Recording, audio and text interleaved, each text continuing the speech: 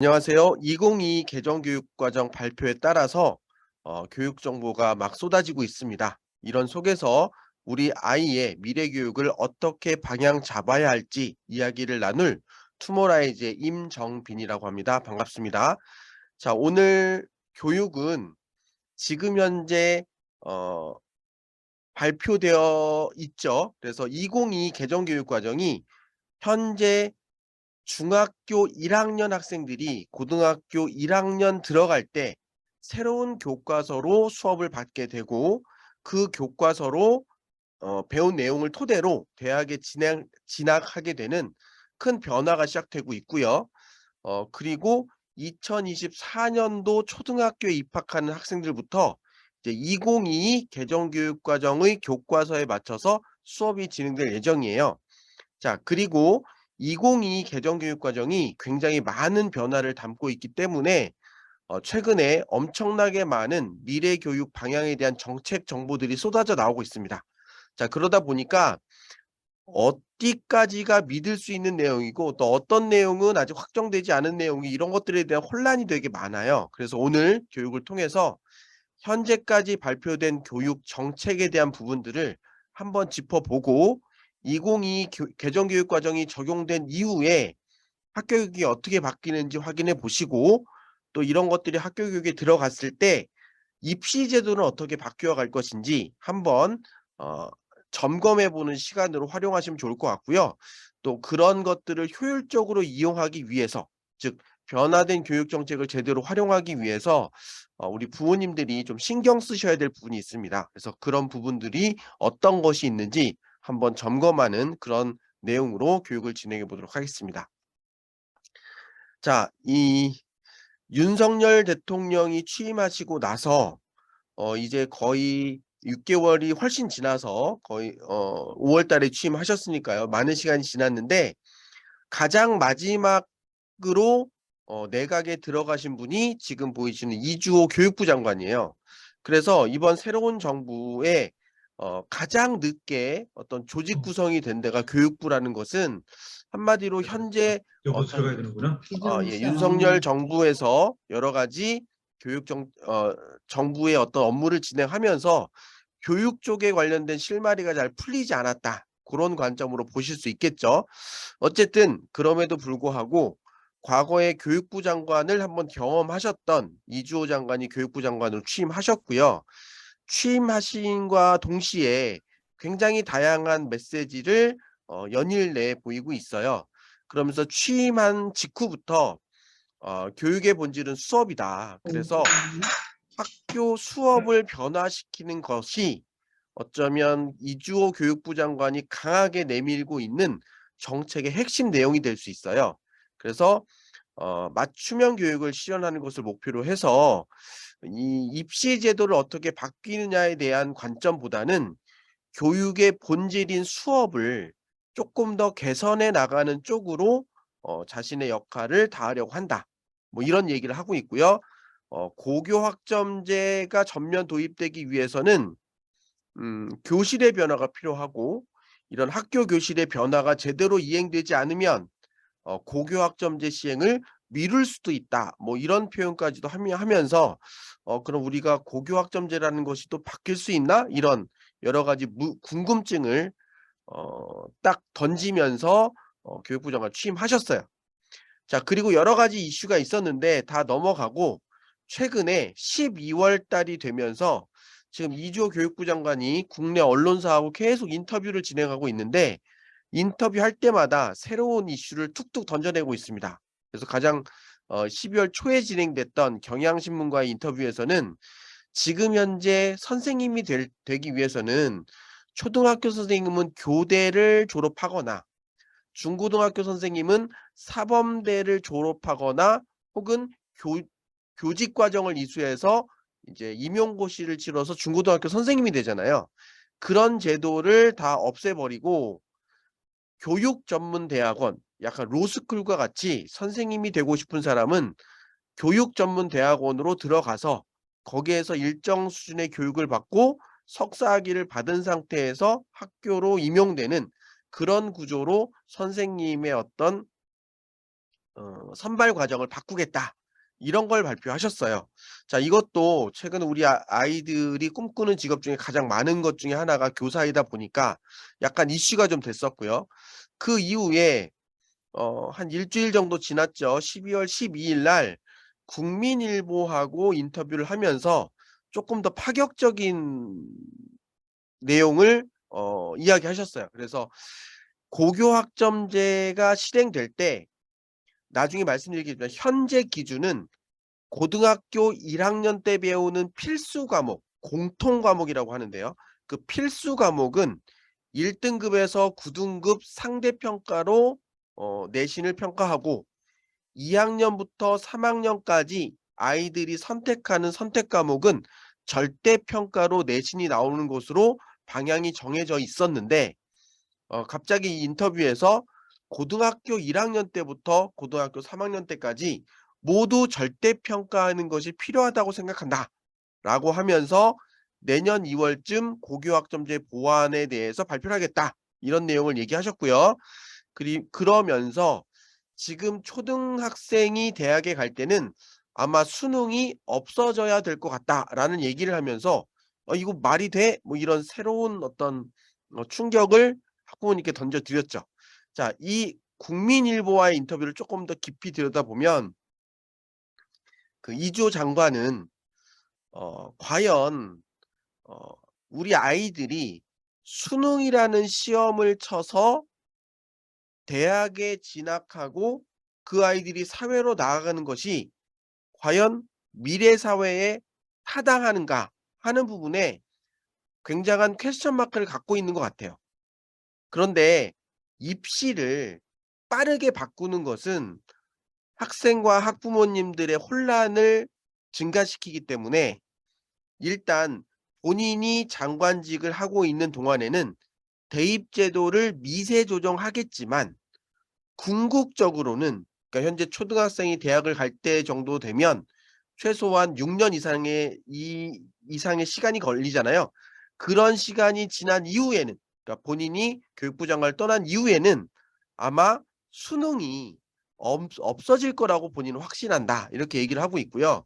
그러면서 중요한 것은 수능을 보느냐 아니냐가 중요한 게 아니라 학교의 수업을 바꾸는 게 필요한데, 과거에 수시를 강화하는 방향으로 막 진행은 했지만 학교 수업이 바뀌지 않다 보니까 수시의 입시 결과에 대해서 사회에서 또는 학부모님이 신뢰하지 않았고, 그런 것 때문에 지금 다시 정시가 일어나는 비이상적인 상태로 만들어진 것 같다. 그래서 앞서 얘기한 것처럼 선생님을 선발하는 방식, 그래서 지금은 선생님이 임용고시를 보는데 그 임용고시의 패턴 자체가 선생님도 암기해서 문제 푸는 걸로 선생님이 된 사람들이 과연 학교 수업에서 아이들이 직접 사고하고 토론하고 발표하는 그런 변화된 학생 참여 중심의 수업이 가능하겠는가? 그래서 선생님의 역할도 바뀌어야 되고 그런 역할에 맞는 선발 방식도 바꿔야 된다. 그래서 지금 초등학교 저학년 아이들이 혹은 초등학생들이 대학을 가는 준비하는 과정 속에서는 이제 인공지능이라고 하는 새로운 에듀테크 기술이 들어가서 개념적인 거는 어 인공지능을 통해서 개념을 학습하고 학교에 와서는 내가 알고 있는 것을 활용해서 친구들과 교감하고 생각을 나누는 형태로 수업이 바뀌어 가야 된다. 그리고 그런 수업이 바뀌어 갈 때 궁극적으로 학생들이 자기가 원하는 과목을 마음껏 선택하고, 그리고 내가 선택한 과목의 성적이 상대 평가, 즉 친구와 비교해서 쟤가 나보다 낫다 안 낫다 이렇게 줄 세워서 뽑는 평가가 아니라 1 등급에서 A, B, C, D, E 이렇게 절대 평가, 즉 아이의 수준에 맞는 등급을 비율에 상관없이 주는 그런 절대 평가를 완성시킬 수 있고, 그런 수준이 될 때 뭐 수능이라든지 입시 제도가 바뀌어 나갈 수 있다. 이런 이야기들의 전반적인 내용을 국민일보와의 인터뷰에서 얘기했고 그것이 본인의 운명 또는 사명이다. 뭐 이런 얘기까지 하신 것 같아요. 자, 그 뒤에 또 지금 윤석열 대통령이 미래의 어떤 정책 과제 여기에 대해서 뭐 생방송으로 어떤 그 공유하는 자리를 가지면서 교육에 대한 어떤 언급을 하셨는데, 자 요 언급이 쪼끔 어 민감한 부분까지 말씀하셨어요. 그래서 예를 들면 결국 지방의 발전, 그러니까 수도권에 집중되고 있는 여러 가지 경제 인구의 문제를 지방으로 확산시켜서 지방을 활성화시키기 위해서는 결국 사람들이 지방에 갔을 때 자녀 교육 문제가 해결돼야 되기 때문에 이제 어느 지역에서든지 다양한 교육을 받을 수 있는 그런 기회를 늘려나갈 것이다라는 얘기를 했거든요. 근데 그 이야기가 어 외고, 국제고, 자사고를 유지해서 지방에 그런 외고, 국제고, 자사고를 계속 늘려가겠다라는 취지의 발언으로 생각할 수도 있고, 근데 이 기사의 뒤따른 얘기를 보면 교육 자유 특구를 지방에 지정해서 그 지방에서 쪼끔 다른 형태의 학교들을 만들어서 그 학교들이 학생을 선발하고 교육 과정을 편성하는 자율권을 부여하는 그런 형태로 지방 교육을 활성화시킬 수 있다라는 얘기를 하고 있거든요. 자 요거와 관련돼서 최근에 충청북동가에서 이 교육 자유 특구 지정을 받으면서 국제 학교를 5송인가에 짓겠다 뭐 요런 계획을 발표한 적이 있어요. 자 그래서 지금 국제 학교 같은 경우에 뭐 제주도에도 국제 학교가 있고 청라 지역에도 국제 학교가 있잖아요. 자 그런 것처럼 각 지역에 어떤 국제 학교에 니즈가 있는 사람들이 쪼끔 더 가서 좀 편하게 학교를 다닐 수 있도록 뭐 이런 것들을 늘려가겠다. 요런 비슷한 얘기를 지금 강원도 쪽에서도 하고 있거든요. 그래서 윤석열 대통령의 저 말씀이 외고, 국제고, 자사고를 늘려가겠다라는 어떤 그런 취지의 말인지, 아니면 이런 교육 자유 특구를 만들어서 뭐 오송이라든지 혹은 뭐 강원도에 어떤 국제 학교를 만들고, 또는 뭐 영재고를 어떤 지방에 배치하고 뭐 요런 식의 이야기인지는 우리가 쪼끔 더 지켜봐야 할 필요는 있어요. 하지만 기존의 어떤 뉘앙스로 봤을 때 외고, 국제고, 자사고를 일반고 전환하지 않고 유지하겠다라는 이야기가 계속 진행되고 있는 과정이기 때문에 요런 부분에도 우리가 한번 관심을 기울여야 될 필요는 있고, 이것과 더불어서 앞서 얘기한 것처럼 이주호 장관이 계속 인제 에듀테크 기술에 대해 계속 얘기를 하고 있죠. 그래서 선생님의 수준에 따라서 배우는 학습의 양이 다른 그런 것이 아니라 인공지능 기술을 활용해서 아이의 수준에 맞는 콘텐츠를 시스템을 갖고 공부하고, 학교 안에서는 학생들이 갖고 있는 지식을 활용하고 교감하고 공유하는 그런 형태의 교육이 된다면 서울과 지방의 교육 격차를 줄여나갈 수 있을 것이다라는 큰 방향성을 갖고 어떤 정책을 추진하겠다, 고런 내용을 요 자리에서도 공유를 하고 있었다. 뭐 고렇게 이해하시면 좋을 것 같고요.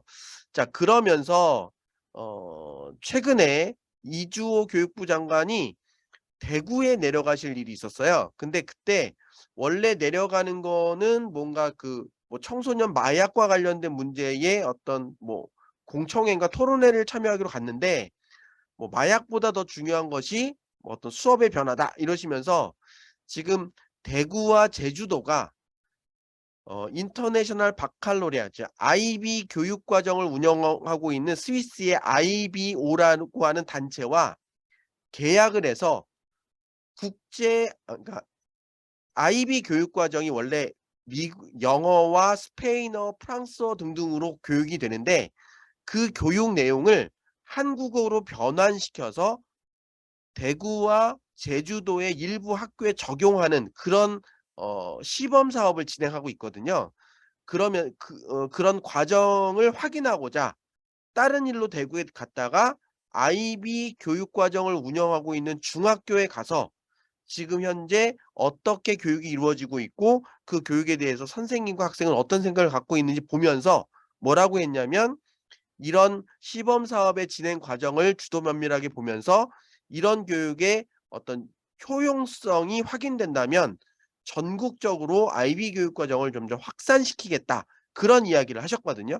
그러면서 결국 IB 교육 과정이 갖고 있는 핵심적 특징이 아이들이 학교 수업에서 어떤 주제를 정하고 그 주제에 맞는 자신의 생각을 정리하고 자신의 생각을 표현하는 그런 방식의 어떤 수업을 지향하고 또 그렇게 했던 교육 내용을 시험 볼 때 객관식 지필고사로 시험 보는 게 아니라 어떤 주제에 대해서 자기의 생각을 서술하고 논술하는 형태의 수업을 진행하고 있거든요.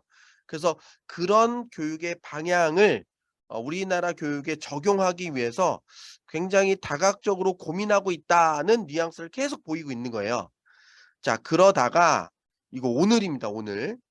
오늘 어 이주호 장관이 고교 학점제를 학교 수업의 변화 양상에 따라서 시기를 조절할 수 있다라는 뉘앙스로 계속 얘기를 했는데 거기에 대해서 그러면 고교 학점제가 뒤로 미뤄질 수 있다. 고교 학점제가 폐지될 수 있다. 이런 뭔가 추측성 기사와 이야기들이 많이 나오니까 오늘 고교 학점제는 예정대로 2025년 고등학교 1학년이 되는 학생들부터 완전 도입되는 형태로 진행될 것이다라고 한번 못을 박았고요.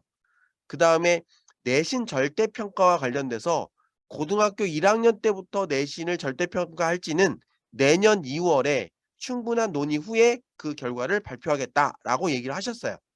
자, 그리고 어 국가교육위원회라고 해서 우리나라의 교육 과정과 교육 정책을 정치와 분리해서 어떤 큰 방향을 정하는 국가교육위원회가 올해 9월 달에 발족돼서 운영되기 시작했거든요. 자, 그 국가교육위원회 위원장인 이분께서 이제 본격적으로 2022 개정교육과정이 발표됐으니까 대입 개편 방향에 대해서 본격적인 논의를 시작할 것이고 "서술형 평가의 도입을 이제 고민할 때다."라고 얘기하시면서 사실 이분이 한 그 워딩을 그대로 말씀드리면 수능으로 평가할 것이냐 내신으로 평가할 것이냐의 논의보다 더 중요한 것은 학생들의 생각을 표현하고 평가할 수 있는 서술형, 논술형 시험 형태가 도입이 중요하다고 생각하고 서술형, 논술형 평가에 대해서 학부모님들이나 학생들의 어떤 공정성 시비가 있는 것은 알겠지만 그런 어려움에도 불구하고 미래 교육에 필요한 것이 서술형, 논술형 시험이라면 그것을 어떻게 적용할 수 있을지 고민하는 것이 국가교육위원회의 역할이라고 생각한다라는 얘기를 하셨거든요. 자, 그래서 앞으로의 시험은 내신과 수능을 포함해서 점점점 서술형, 논술형 형태로 바뀔 가능성이 높아지고 있다라는 것을 시사한 것이 오늘 발표된 내용이었어요. 자, 그래서 전반적으로 지금 기존의 교육과 굉장히 다른 형태의 교육으로 대한민국 교육을 바꿔나가겠다는 의지를 교육부 장관과 또 국가교육위원회 장이 계속 이야기하고 있다.